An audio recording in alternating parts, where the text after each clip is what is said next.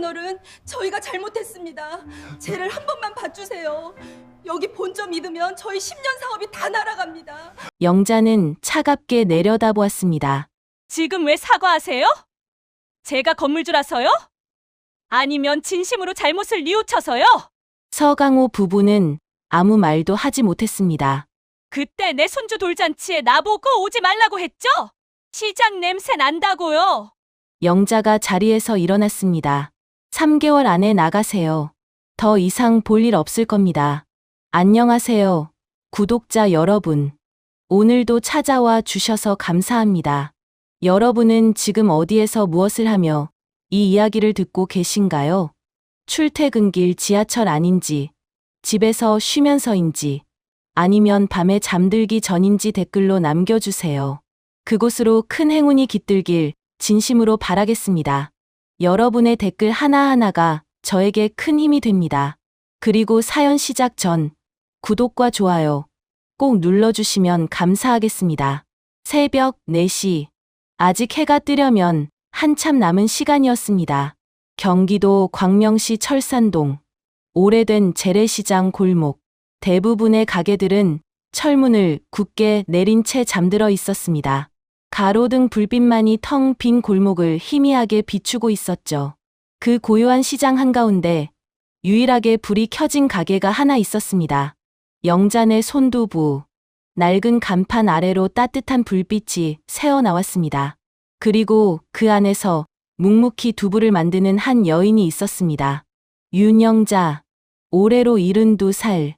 영자는 오늘도 어김없이 새벽 4시에 일어났습니다. 40년간 하루도 빠짐없이 해온 일이었습니다. 커다란 솥에 물을 올리고 전날 밤 불려둔 콩을 갈기 시작했습니다.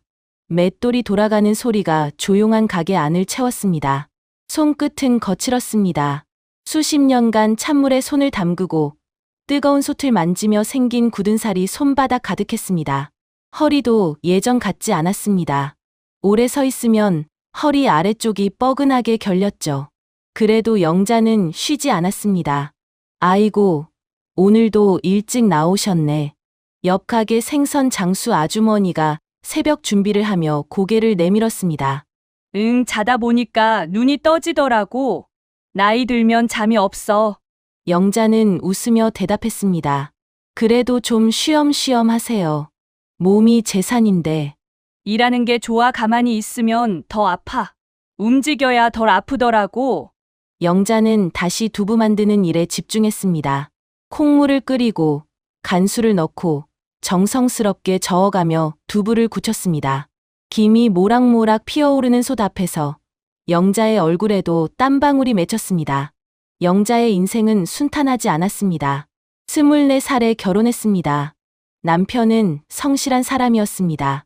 둘이 힘을 합쳐 이 시장에서 작은 두부 가게를 시작했죠. 처음엔 정말 힘들었습니다. 새벽부터 밤까지 일해도 남는 돈이 없었습니다. 하지만 둘이 함께라서 버틸 수 있었습니다. 그러다 32살에 아들 재민이가 태어났습니다. 늦둥이였습니다.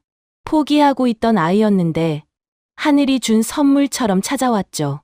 영자는 그 작은 생명을 품에 안고 펑펑 울었습니다. 이 녀석아, 엄마 아빠가 얼마나 널 기다렸는지 아니? 재민이는 영자 부부의 전부였습니다. 힘들어도 아이 얼굴만 보면 피로가 싹 풀렸습니다. 하지만 행복은 오래가지 않았습니다. 재민이가 10살 되던 해 남편이 갑자기 쓰러졌습니다. 뇌출혈이었습니다. 병원에 실려갔지만 깨어나지 못했습니다. 일주일을 버티다가 영자와 재민이를 남겨두고 세상을 떠났습니다. 영자는 남편 장례식 날도 울지 않았습니다. 10살배기 아들이 상주 완장을 차고 서 있는 모습을 보며 이를 악물었습니다.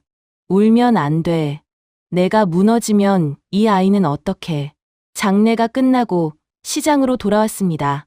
영자는 바로 다음 날부터 가게 문을 열었습니다. 새벽 4시에 일어나 두부를 만들고 아들 학교 보내고 저녁까지 가게를 지켰습니다. 주변 상인들이 말렸습니다. 영자야, 힘들면 좀 쉬어. 몸 버린다. 괜찮아요. 가만히 있으면 더 힘들어. 일하면 잡생각이 안 나요. 그렇게 20년이 넘는 세월을 혼자 버텼습니다. 손이 트고 허리가 굽어도 쉬지 않았습니다. 비가 오나 눈이 오나 새벽 4시에 일어나 두부를 만들었습니다. 오로지 아들 하나 잘 키우겠다는 생각뿐이었습니다. 다행히 아들 재민이는 영자의 기대에 부응했습니다. 어릴 때부터 공부를 잘했습니다. 장학금을 받으며 의대에 진학했고 지금은 서울 시내 대학병원에서 흉부외과 교수로 일하고 있습니다. 재민이가 의사가 되던 날 영자는 처음으로 펑펑 울었습니다. 남편 장례식 날도 참았던 눈물이 터져 나왔습니다. 여보, 봤어? 우리 아들이 의사가 됐어. 텅 빈 방에서 혼자 중얼거렸습니다. 당신 대신 내가 잘 키웠어. 잘 키웠지? 이제 재민이는 영자에게 매달 용돈을 보내줍니다. 꽤 큰 돈이었습니다. 하지만 영자는 그 돈을 거의 쓰지 않았습니다. 엄마, 이제 가게 그만두세요. 제가 벌잖아요. 재민이가 전화할 때마다 하는 말이었습니다. 아이고, 괜찮아 일하는 게 좋아 사람들 얼굴 보는 게 낙이야. 영자는 여전히 시장표 점퍼를 입었습니다. 발에는 고무신을 신었고 가방은 10년 넘게 쓴 청가방이었습니다. 누가 봐도 그냥 평범한 시장 할머니였습니다. 가게에 오는 손님들은 영자를 좋아했습니다. 영자 씨 두부는 왜 이렇게 맛있어? 정성이지 뭐. 새벽부터 손으로 직접 만드니까. 아이고, 덤도 이렇게 많이 주고. 이러면 남는 게 있어. 손님들이 맛있게 드시면 그게 남는 거지. 영자는 늘 넉넉하게 덤을 주었습니다. 형편이 어려워 보이는 손님에게는 슬쩍 두부 반 모를 더 얹어주기도 했습니다. 시장 사람들은 영자를 인심 좋은 두부집 할머니로 알고 있었습니다. 하지만 아무도 몰랐습니다. 이 수수한 할머니가 강남의 빌딩을 2채나 갖고 있다는 사실을요. 때는 30년 전으로 거슬러 올라갑니다. 남편이 죽고 몇 년 뒤 영자는 이상한 소문을 들었습니다. 시장 뒷골목 허름한 건물이 금매로 나왔다는 것이었습니다. 주인이 사업에 실패해서 헐값에 내놓은 물건이었습니다. 당시 그 건물은 정말 보잘것 없었습니다. 낡은 2층짜리 건물의 세입자도 거의 없었습니다. 위치도 외져서 아무도 관심을 갖지 않았죠. 하지만 영자는 뭔가 느낌이 왔습니다. 여기 언젠간 뭔가 되겠다.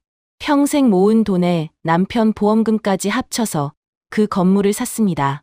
주변 상인들은 미쳤다고 했습니다. 영자야, 정신 나갔어. 그 낡은 건물을 왜 사? 저기 재개발 들어가면 반쪽 잘려나간다더라. 그 돈 있으면 차라리 적금이나 들어. 영자는 웃으며 대답했습니다. 그냥 느낌이 좋아서 틀리면 뭐 어때? 한 번 사는 인생인데. 그 건물은 20년 뒤 재개발 핵심 지역으로 선정되었습니다. 허름했던 2층짜리 건물은 번듯한 상가, 건물로 다시 태어났습니다. 그리고 그 주변으로 강남 상권이 확장되면서 땅값은 상상도 못할 만큼 치솟았습니다. 영자는 거기서 멈추지 않았습니다.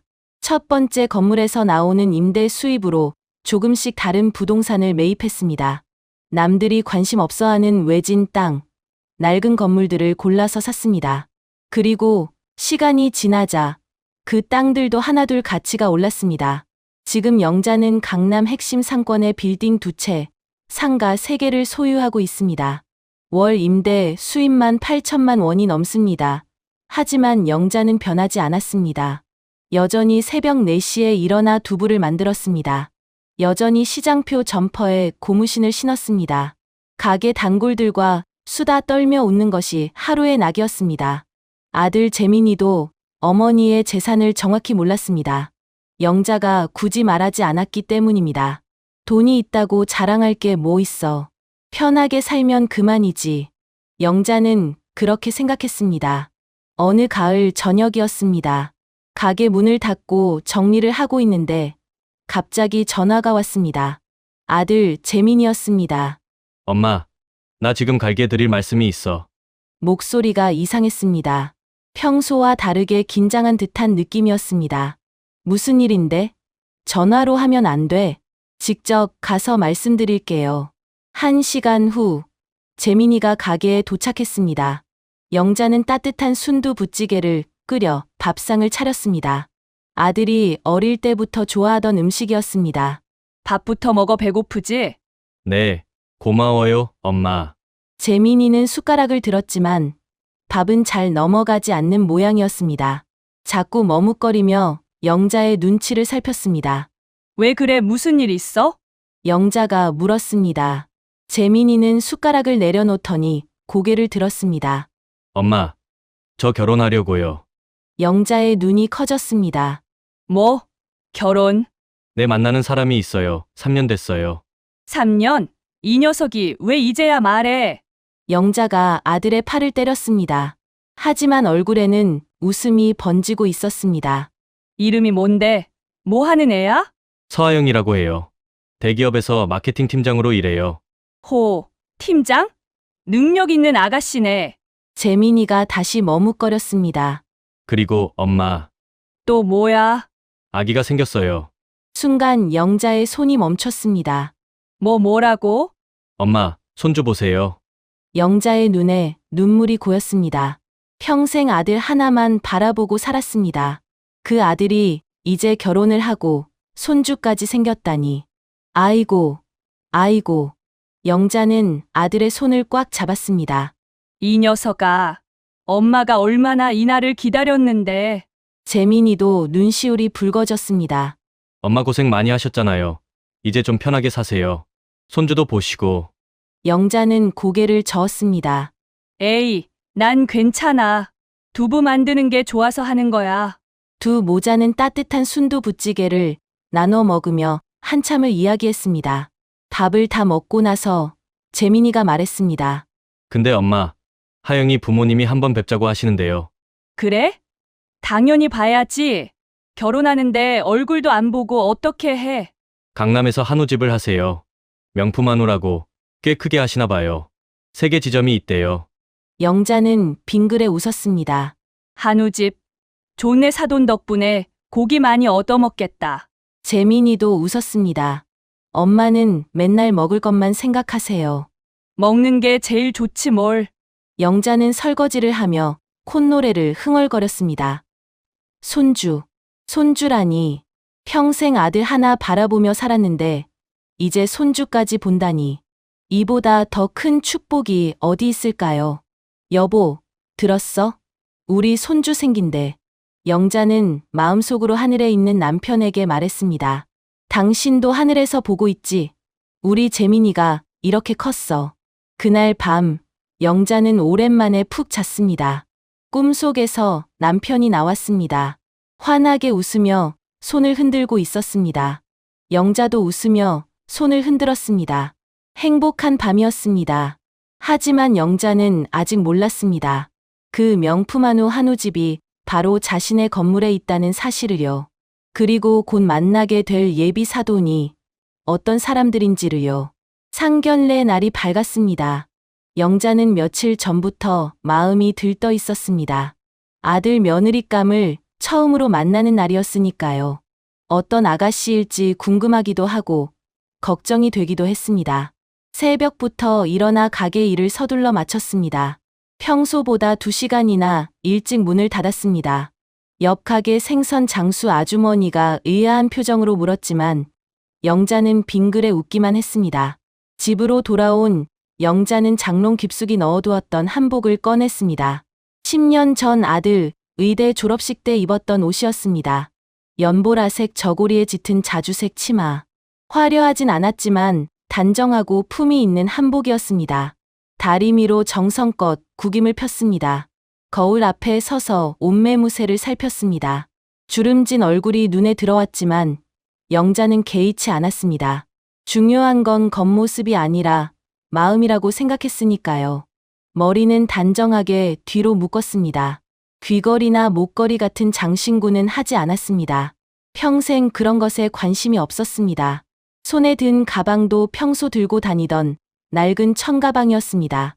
거울을 마지막으로 한번 보고 영자는 집을 나섰습니다. 상견례 장소는 강남의 한 호텔 레스토랑이었습니다. 예비 사돈 측에서 정한 곳이었습니다.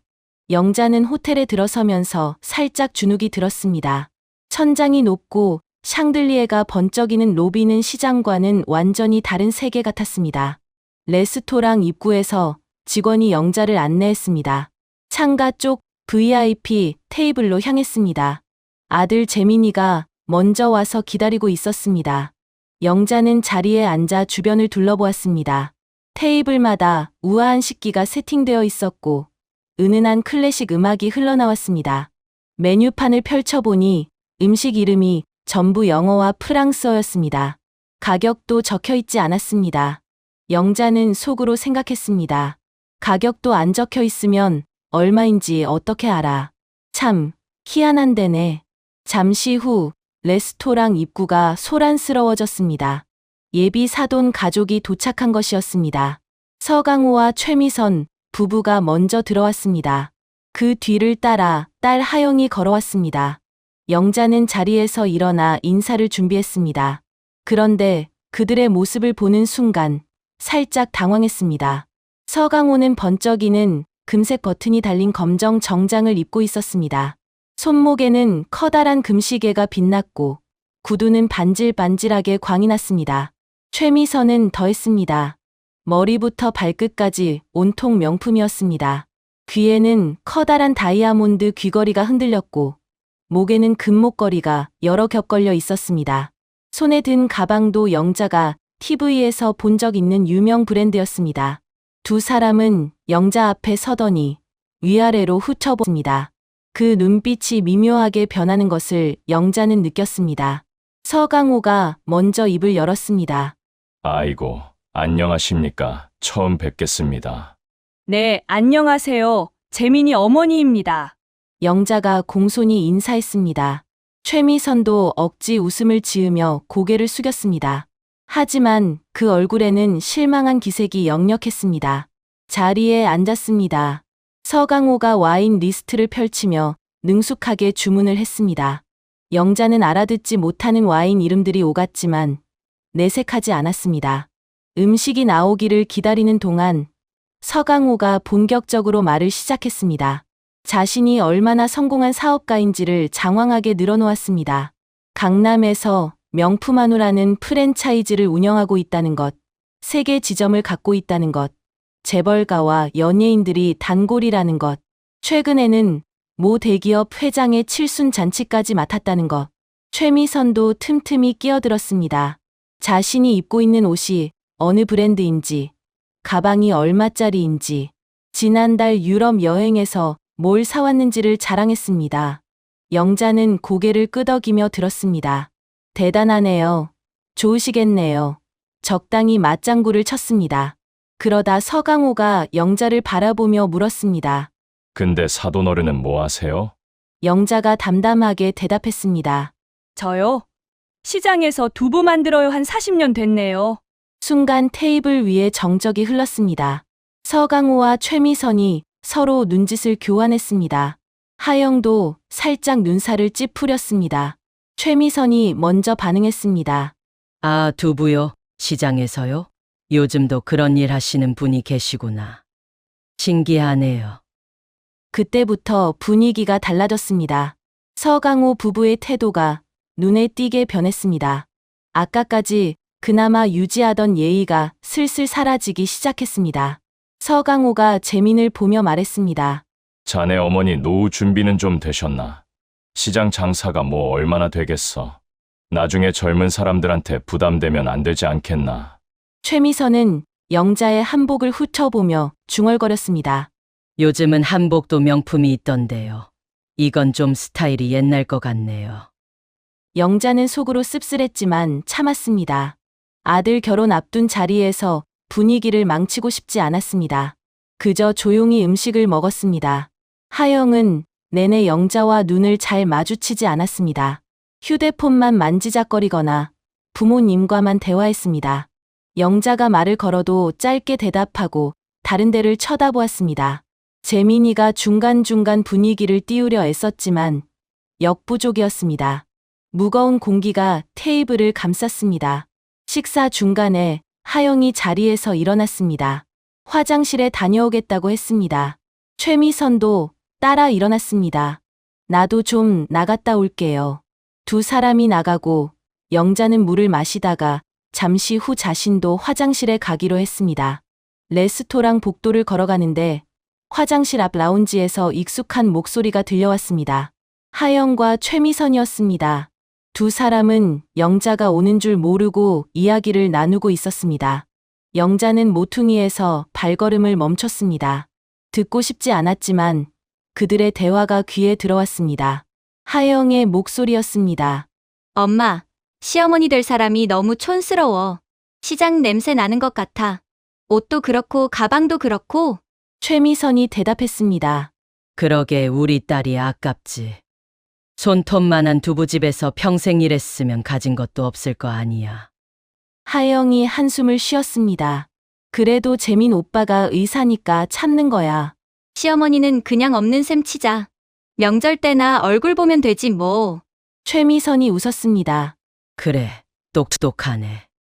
어차피 결혼하면 너희 둘이 사는 거지. 시어머니가 뭐가 중요해. 영자는 복도 벽에 등을 기댄 채 서 있었습니다. 가슴이 쿵쿵 뛰었습니다. 손에 들린 청가방 끈을 꽉 움켜쥐었습니다. 시장, 냄새, 촌스럽다. 없는 셈 치자. 그 말들이 머릿속에서 맴돌았습니다. 영자는 화장실에 가지 않고 조용히 자리로 돌아왔습니다. 아무 일도 없었다는 듯 앉아서 물을 마셨습니다. 손이 살짝 떨렸지만 누구도 눈치채지 못했습니다. 상견례는 어색한 분위기 속에 끝났습니다. 서강호 부부는 마지막까지 자신들의 성공을 자랑했습니다. 영자에게는 형식적인 인사만 건넸습니다. 하영도 마찬가지였습니다. 다음에 또 뵙겠습니다. 짧은 인사를 남기고 휙 돌아섰습니다. 레스토랑을 나서는 그들의 뒷모습을 보며 영자는 복잡한 심정이었습니다. 아들 재민이가 다가왔습니다. 엄마, 괜찮으세요? 영자는 억지로 미소를 지었습니다. 괜찮아, 왜? 아니, 좀 피곤해 보이셔서. 오래 앉아 있었더니 허리가 좀 아프네. 괜찮아. 집 가서 쉬면 돼. 재민이가 미안한 표정을 지었습니다. 뭔가 말하고 싶은 듯 했지만 결국 입을 열지 못했습니다. 영자는 아들의 어깨를 툭 쳤습니다. 가봐라, 하영이 씨 바래다 줘야지. 재민이가 떠나고 영자는 혼자 택시를 탔습니다. 집으로 돌아온 영자는 한복을 벗어 옷걸이에 걸었습니다. 거울에 비친 자신의 모습을 한참 바라보았습니다. 주름진 얼굴, 굳은 살 박인 손, 투박한 체형.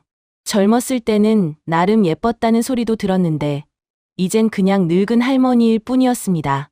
시장 냄새가 난다고 했지. 영자는 씁쓸하게 웃었습니다. 그래, 40년을 시장에서 살았으니 시장 냄새가 나겠지. 새벽마다 콩물 끓이고 간수 넣고 손으로 두부 만들었으니 손도 거칠겠지. 하지만 그게 부끄러운 일인가. 영자는 자리에 앉았습니다. 오랫동안 아무 생각 없이 허공을 바라보았습니다. 그날 밤 영자는 잠을 이루지 못했습니다. 새벽 2시가 넘어서 영자는 휴대폰을 집어들었습니다. 평소 연락하지 않던 번호로 전화를 걸었습니다. 상대가 받았습니다. 비서 김 실장이었습니다. 영자의 부동산 관리를 맡고 있는 사람이었습니다. 네, 사장님, 이 시간에 무슨 일이세요? 영자가 천천히 말했습니다. 내 건물에 입점한 가게 목록 좀 확인해줘요. 내일 아침까지. 네, 알겠습니다. 특별히 찾으시는 게 있으세요? 영자는 잠시 침묵했습니다. 그리고 낮게 말했습니다. 강남 쪽 한우집 명품 한우라고 하던가. 그거 좀 알아봐요. 전화를 끊고 영자는 창밖을 바라보았습니다. 어둠 속에서 희미한 달빛이 방 안으로 들어왔습니다. 시장 냄새가 난다. 영자는 혼잣말을 중얼거렸습니다. 그래, 어디 한번 두고 보자. 누가 누구한테 무시를 당하는 건지. 결혼식은 조촐하게 치러졌습니다. 서강호 부부는 처음에 강남의 호텔 웨딩을 고집했습니다. 하객이 500명은 돼야 체면이 선다며 성대한 결혼식을 원했습니다. 하지만 재민이가 완강하게 거절했습니다. 가까운 사람들만 초대해서 작은 식으로 하고 싶다고 했습니다. 결국 서울 외곽의 작은 웨딩홀에서 식을 올렸습니다. 서강호 부부는 내내 불만스러운 표정이었지만 어쩔 수 없이 따랐습니다. 영자는 결혼식 내내 한쪽 구석에 조용히 앉아 있었습니다. 신부 측 하객들 사이에서 자신이 얼마나 동떨어진 존재인지 느꼈습니다. 그들은 명품을 두르고 비싼 향수 냄새를 풍기며 서로 인사를 나눴습니다. 영자에게 말을 거는 사람은 거의 없었습니다. 그래도 영자는 행복했습니다. 아들이 장가를 갔으니까요. 손주도 곧 태어날 테니까요. 결혼 후 1년이 지났습니다. 어느 봄날 재민에게서 전화가 왔습니다. 아들이 태어났다는 소식이었습니다. 영자는 그 자리에서 주저앉아 울었습니다. 40년 가까이 시장에서 두부를 만들며 버텨온 세월이 주마등처럼 스쳐 지나갔습니다. 남편 없이 혼자 아들을 키우던 힘들었던 날들, 새벽마다 얼어붙은 손으로 콩을 갈던 기억들, 그 모든 고생이 이 순간을 위한 것이었구나 싶었습니다. 손주 이름은 도윤이었습니다. 영자는 병원으로 달려가 갓 태어난 손주를 품에 안았습니다. 작고 따뜻한 생명이 팔 안에서 꿈틀거렸습니다. 영자의 눈에서 눈물이 멈추지 않았습니다. 우리 도윤이 할머니가 왔어, 할머니야. 그 작은 얼굴을 바라보며 영자는 평생 이 아이를 지켜주겠다고 다짐했습니다. 도윤이가 태어난 지 11달이 되었을 때 돌잔치 이야기가 나왔습니다. 어느 날 저녁 재민에게서 연락이 왔습니다. 하영이 부모님이 돌잔치 준비 회의를 하자고 한다는 것이었습니다. 장소는 서강호 부부가 운영하는 한우집 본점이었습니다. 영자는 설레는 마음으로 약속 장소로 향했습니다. 손주의 첫 번째 생일 잔치라니 얼마나 기쁜 일인가요. 돌상에 뭘 올릴지, 어떤 옷을 입힐지 벌써부터 이런저런 생각으로 머릿속이 가득했습니다. 한우집 본점은 강남 한복판에 있었습니다. 번듯한 3층 건물이었고 입구에는 커다란 간판이 번쩍이고 있었습니다. 명품 한우 본점. 그 아래에는 프리미엄 한우 전문점이라는 문구가 금색으로 새겨져 있었습니다.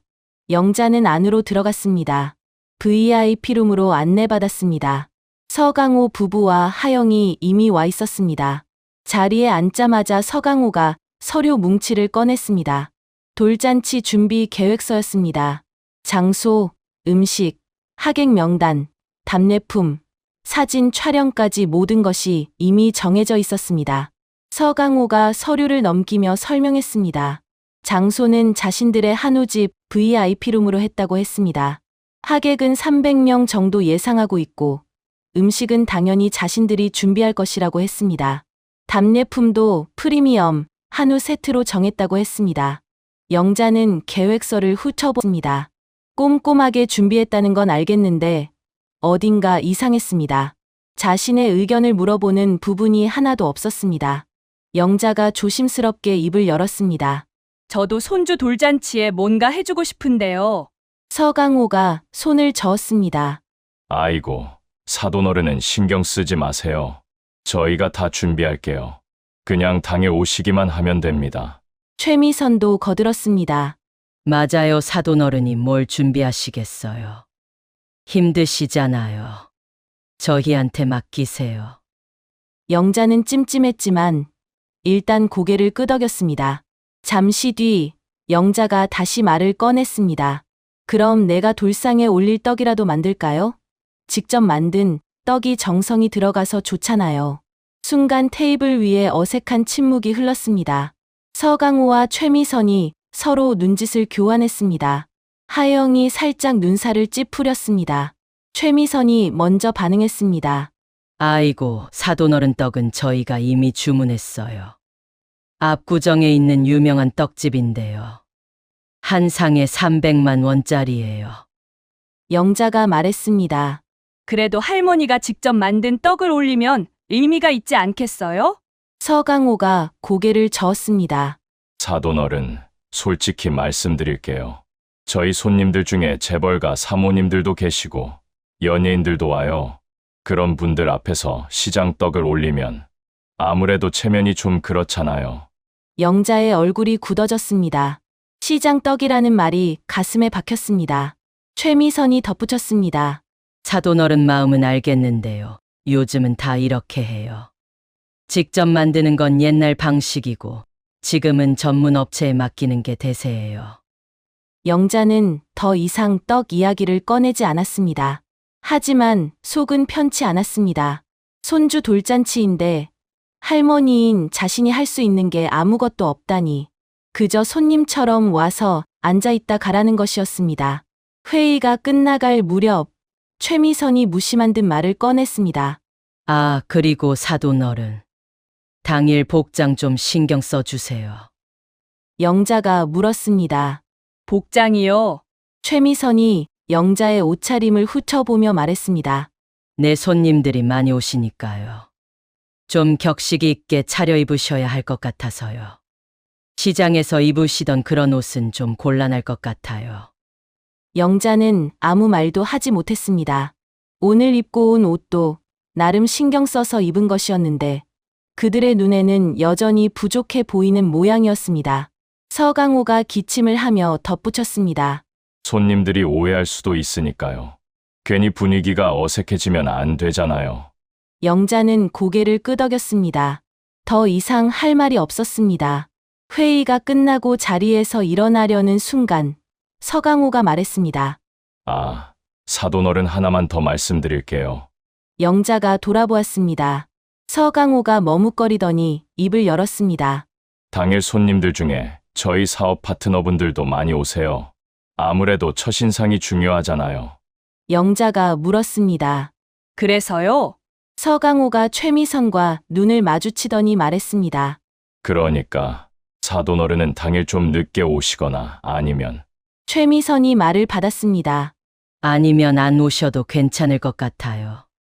어차피 피곤하실 텐데 굳이 무리하실 필요 있겠어요? 영자는 자신의 귀를 의심했습니다. 손주 돌잔치에 할머니 보고 오지 말라고? 제가 손주 돌잔치에 안 가도 된다고요? 서강호가 변명했습니다. 아, 그런 뜻이 아니라 그냥 손님들 눈치도 있고 사돈어른이 불편하실 수도 있으니까. 하영이 끼어들었습니다. 어머니, 솔직히 말씀드릴게요. 아버지 사업 파트너분들이 많이 오시는데 그분들 앞에서 시어머니가 너무 수수하시면 저희 집안이 가볍게 보일 수 있거든요. 영자는 가만히 하영을 바라보았습니다. 며느리의 눈에는 미안함보다는 귀찮음이 가득했습니다. 영자는 말없이 가방을 집어들었습니다. 알겠습니다. 생각해 볼게요. 그 한마디만 남기고 자리를 떠났습니다. 한우집을 나서는 영자의 발걸음은 무거웠습니다. 강남의 화려한 거리를 걸으며 영자는 복잡한 생각에 빠졌습니다. 평생 아들 하나 바라보고 살았습니다. 그 아들이 결혼해서 손주를 낳았습니다. 그 손주의 첫 번째 생일에 할머니인 자신이 오지 말라는 소리를 듣다니 서강호 부부의 말이 머릿속에서 맴돌았습니다. 시장떡은 체면이 안 선다. 옷이 수수하면 집안이 가볍게 보인다. 손님들이 오해할 수 있다. 영자는 걸음을 멈추고 한우집 건물을 돌아보았습니다. 3층짜리 번듯한 건물. 금색 간판이 햇빛에 반짝이고 있었습니다. 영자는 그 건물을 한참 바라보았습니다. 집으로 돌아온 영자는 비서 김 실장에게 전화를 걸었습니다. 저번에 부탁한 거 확인됐어요? 김 실장이 대답했습니다. 네, 사장님 확인했습니다. 그래서요? 김 실장이 서류를 넘기는 소리가 들렸습니다. 명품 한우 본점이요. 사장님 소유 건물에 입점해 있습니다. 영자의 눈이 커졌습니다. 그리고 2호점도 확인해 봤는데요. 그것도 사장님 다른 건물에 있습니다. 영자는 잠시 말을 잃었습니다. 그러다 피식 웃음이 새어나왔습니다. 그래요? 재밌네. 참고로 말씀드리면 해당 프랜차이즈는 본사와 계약 조건이 있습니다. 본점을 유지하지 못하면 가맹 자격이 박탈됩니다. 영자는 창밖을 바라보았습니다. 어두운 밤하늘에 별들이 빛나고 있었습니다. 본점을 잃으면 다른 지점도 못 하는 거네요. 네, 그렇습니다. 3개 지점 전부 문을 닫아야 합니다. 영자는 한참 동안 아무 말 없이 생각에 잠겼습니다. 내 건물에서 장사하면서 나한테 손주 돌잔치에 오지 말라고 했어. 영자의 입꼬리가 천천히 올라갔습니다. 김 실장 그 계약 서류 좀 자세히 검토해봐요. 네, 알겠습니다. 전화를 끊고 영자는 조용히 중얼거렸습니다. 그래, 어디 한번 해보자. 누가 누구한테 체면을 차리는 건지. 돌잔치 당일이 밝았습니다. 영자는 새벽 일찍 일어나 두부를 만들었습니다. 평소와 다름없는 하루였습니다. 콩을 갈고 물을 끓이고 간수를 넣어 두부를 굳혔습니다. 가게 문을 열고 손님들을 맞았습니다. 단골 어르신들과 인사를 나누고 두부를 팔았습니다. 누가 봐도 평범한 시장 할머니의 일상이었습니다. 아침 10시쯤 아들 재민에게서 전화가 왔습니다. 엄마, 오늘 돌잔치인데 진짜 안 오세요? 영자는 담담하게 대답했습니다. 응, 엄마는 안 갈게. 사돈들 체면 세워줘야지. 엄마, 재민의 목소리에 미안함이 가득했습니다. 괜찮아. 나중에 도윤이 데리고 와. 엄마가 맛있는 거 해줄게. 전화를 끊고 영자는 다시 일에 집중했습니다. 마음 한구석이 쓰리긴 했지만 내색하지 않았습니다. 손주 첫 돌에 할머니가 빠지다니 보통 일이 아니었습니다. 하지만 영자는 이미 마음을 정한 상태였습니다. 돌잔치는 성대하게 치러졌습니다. 서강호 부부는 예상대로 300명이 넘는 하객을 초대했습니다. 강남의 유명 인사들, 사업 파트너들, 연예인들까지 화려한 얼굴들이 한우집 VIP룸을 가득 채웠습니다. 돌상에는 300만 원짜리 압구정 떡이 올라갔습니다. 아이는 비싼 돌복을 입고 있었습니다. 사진 촬영팀이 분주하게 움직였고 고급 한우 코스 요리가 끊임없이 나왔습니다. 서강호는 하객들 사이를 돌아다니며 악수를 나눴습니다. 자신의 성공을 자랑하기에 바빴습니다. 최미선도 명품으로 치장하고 손님들에게 인사를 했습니다. 아무도 영자가 없다는 것을 눈치채지 못했습니다. 아니, 눈치챘어도 신경 쓰지 않았습니다. 재민만이 계속 휴대폰을 확인했습니다. 혹시 어머니에게 연락이 오지 않을까 기대하면서요. 하지만 영자에게서는 아무런 연락이 없었습니다. 돌잔치가 끝나고 일주일이 지났습니다. 평화로운 오후, 서강호는 한우집 본점에서 장부를 정리하고 있었습니다. 이번 달 매출이 좋았습니다. 돌잔치 덕분에 VIP 고객들에게 얼굴도 알렸고 새로운 사업 제안도 몇 건 들어왔습니다. 서강호는 기분 좋게 콧노래를 흥얼거렸습니다. 인생이 순풍에 돛단 듯 순조로웠습니다. 그때 직원이 급하게 들어왔습니다. 손에 서류 봉투를 들고 있었습니다. 사장님, 방금 등기 우편이 왔는데요. 건물 관리 회사에서 온 거예요. 서강호는 별 생각 없이 봉투를 받아 뜯었습니다. 안에는 공문 한 장이 들어 있었습니다. 임대차, 계약 재계약 거절 통보서. 서강호의 표정이 굳어졌습니다. 공문 내용을 읽어 내려갔습니다. 본 건물의 임대차, 계약 만료일 3개월 후까지 매장을 비워주시기 바랍니다. 건물주 측에서 재계약 의사가 없음을 통보드립니다. 서강호의 손이 떨렸습니다. 이게 뭐야? 갑자기 왜? 서강호는 즉시 부동산 관리 회사에 전화를 걸었습니다. 아니, 저희가 10년 넘게 여기서 장사했어요. 갑자기 나가라니. 이게 말이 됩니까? 관리 회사 직원은 사무적인 목소리로 대답했습니다. 저희는 건물주분 의향을 전달드리는 것뿐입니다. 재계약 의사가 없다고 하셨습니다. 건물주가 누구야? 내가 직접 만나서 이야기할 테니까 연락처 줘. 죄송합니다만 건물주 정보는 함부로 알려드릴 수 없습니다. 건물주 측에서 먼저 연락을 주실 겁니다. 전화가 끊겼습니다.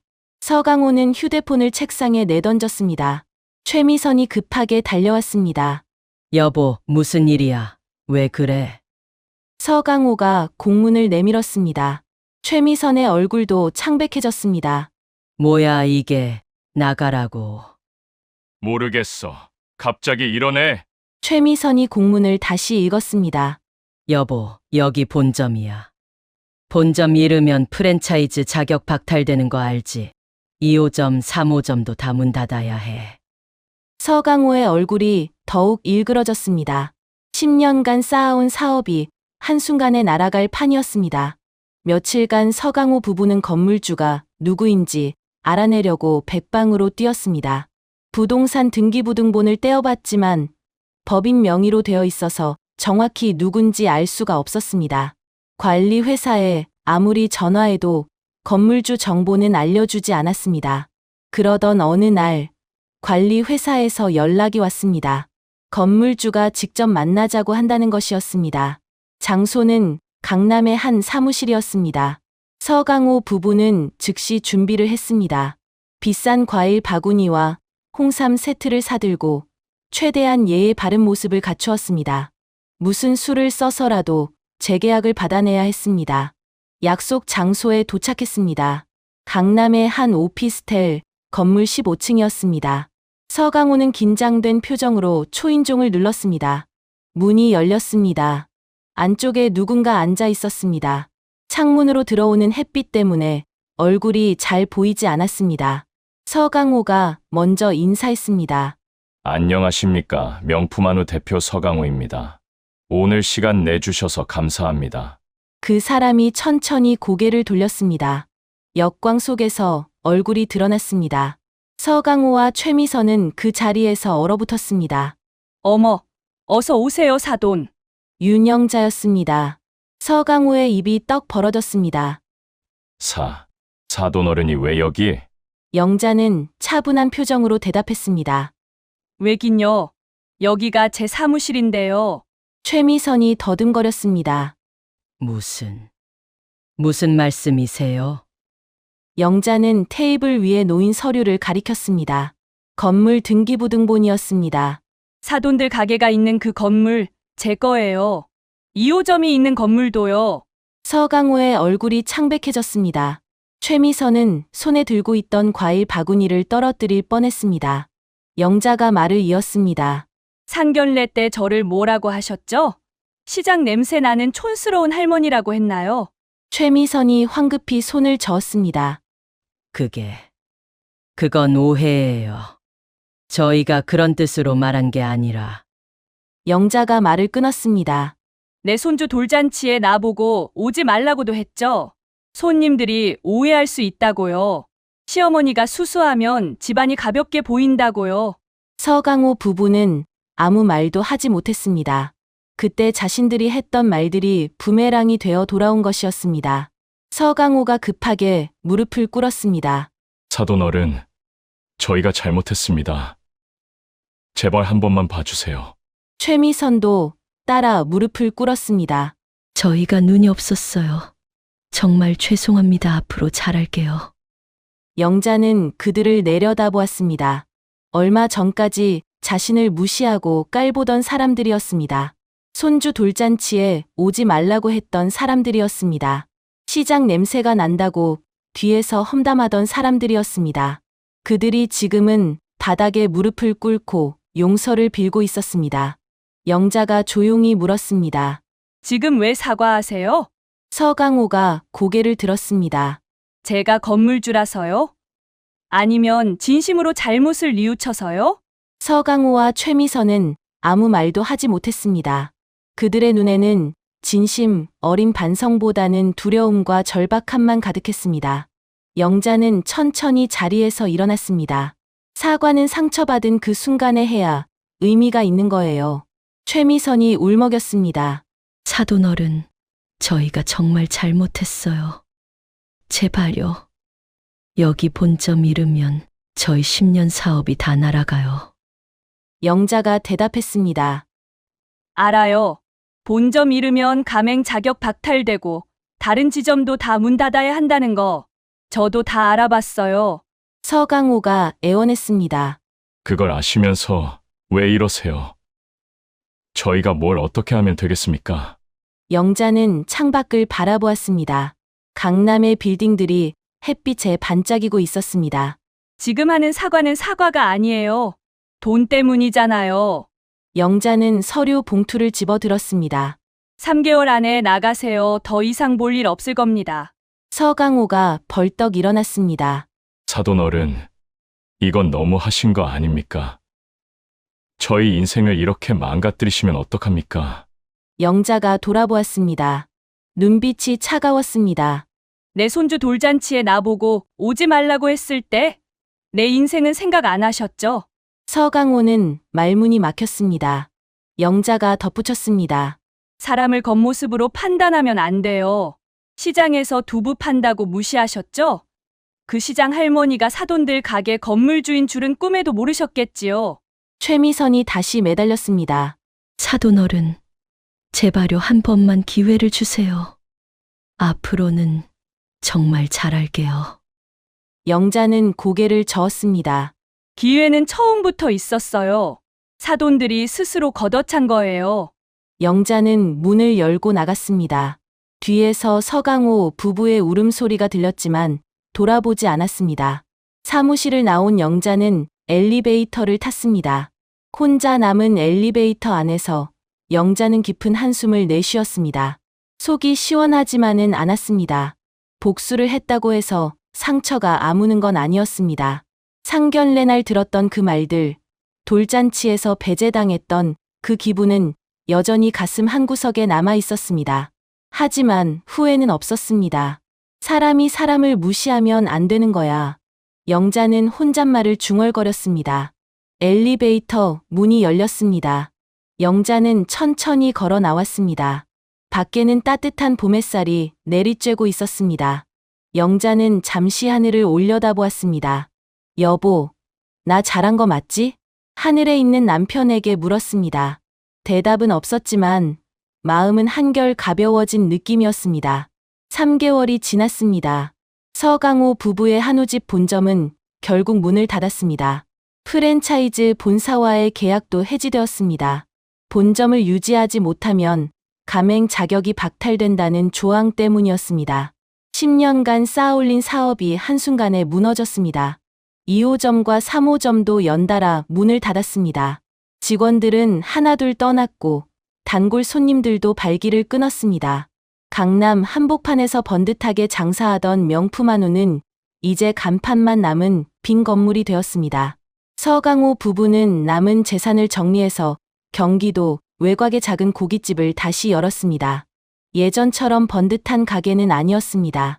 허름한 상가 건물 1층, 테이블 6개짜리 작은 식당이었습니다. 강남에서 외곽으로 밀려나니 손님도 뜸했습니다. 하루 종일 앉아 있어도 손님이 서너 팀밖에 오지 않는 날도 많았습니다. 서강호는 매일 밤 한숨을 쉬었습니다. 어디서부터 잘못된 건지, 무엇이 문제였는지 곱씹었습니다. 하지만 이미 엎질러진 물이었습니다. 하영은 부모님을 원망했습니다. 아빠가 그때 왜 그랬어?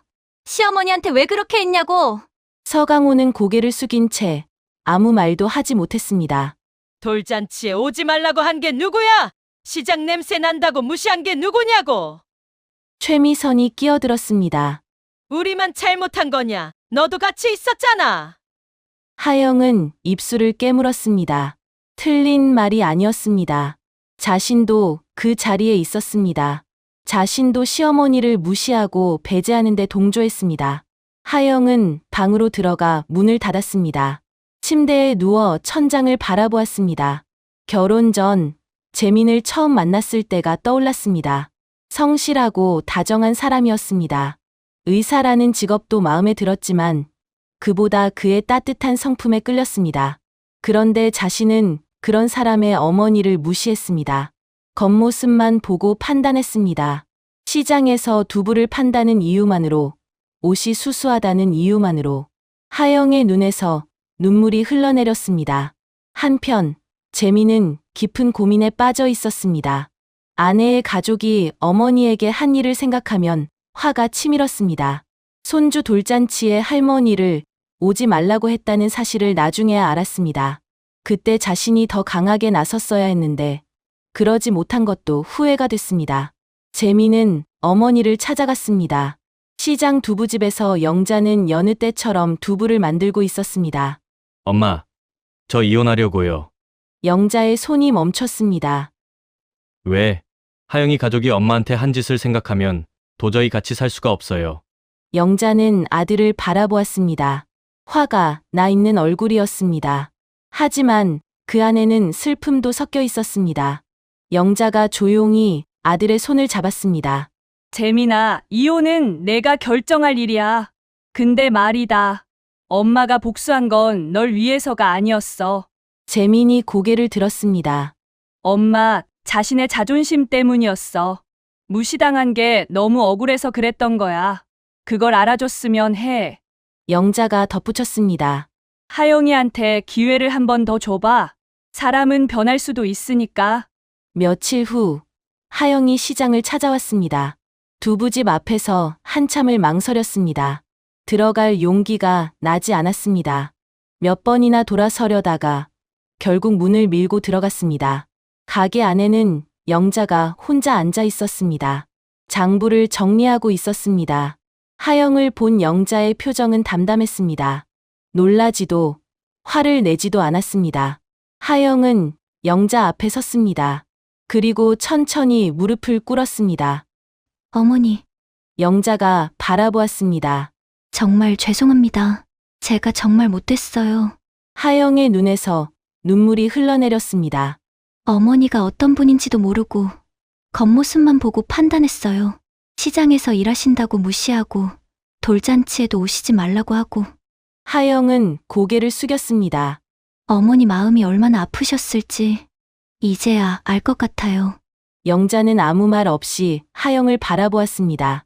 용서해달라고 말할 자격도 없어요. 그냥 정말 죄송하다고 말씀드리고 싶었어요. 하영이 울먹였습니다. 다시 기회를 주세요. 앞으로는 진심으로 모시겠습니다. 영자는 한참 동안 아무 말도 하지 않았습니다. 가게 안에 침묵이 흘렀습니다. 시장 바깥의 소란스러운 소리만 멀리서 들려왔습니다. 영자가 천천히 입을 열었습니다. 사람은 누구나 실수를 해. 중요한 건 그 후에 어떻게 사느냐야. 하영이 고개를 들었습니다. 영자가 하영의 팔을 잡고 일으켜 세웠습니다. 일어나. 며느리가 무릎 꿇는 거 아니야. 하영은 눈물을 훔치며 일어났습니다. 영자는 가게 한쪽에서 따뜻한 순두부찌개를 떠왔습니다. 김이 모락모락 피어올랐습니다. 밥은 먹었어? 이것부터 먹어. 하영은 떨리는 손으로 숟가락을 들었습니다. 따뜻한 국물이 목을 타고 넘어갔습니다.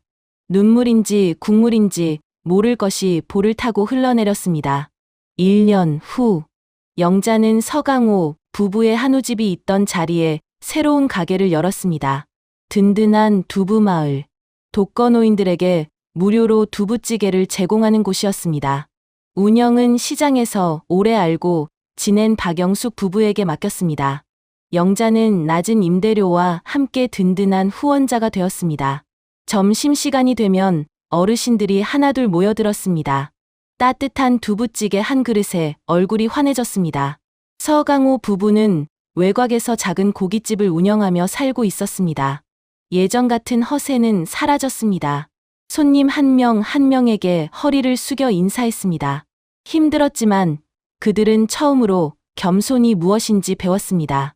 돌잔치에서 영자를 쫓아냈던 그 죄값은 혹독했습니다. 하지만 그 덕분에 사람을 대하는 법을 다시 배우게 되었습니다. 어느 맑은 가을 오후였습니다. 영자는 손주 도윤이를 안고 시장을 거닐었습니다. 옆에는 며느리 하영이 함께 걷고 있었습니다. 도윤이가 두부집을 가리키며 소리쳤습니다. 할머니, 두부. 영자가 빙그레 웃었습니다. 그래, 우리 도윤이 할머니가 맛있는 두부 사줄까? 세 사람이 함께 걷는 뒷모습. 시장 골목에 따뜻한 햇살이 내리쬐었습니다. 돈이 많다고 사람이 큰 게 아닙니다.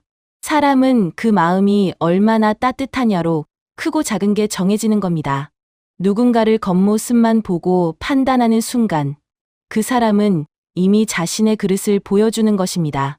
그리고 세상은 참 묘해서 무시했던 그 사람이 어느 날 내 인생을 쥐고 있을 수도 있습니다. 그러니 사람 앞에서는 언제나 겸손하십시오.